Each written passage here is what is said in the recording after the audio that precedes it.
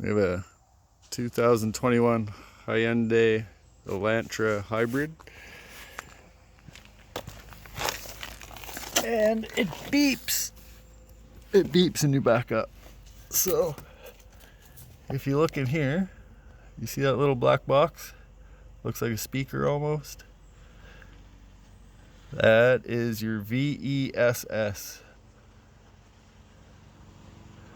And it's what makes the beeping sound. It's really hard to get in there, but I went under here and I took out this bolt,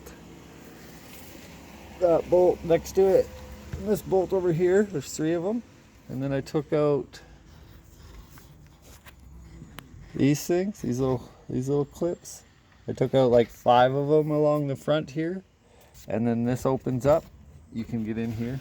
This opens up. You can reach in, and then you can get up to the plug, and it's just a plug like this.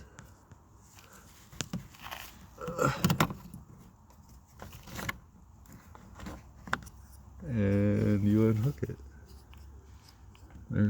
You'll find this on the back. You push it in, I think.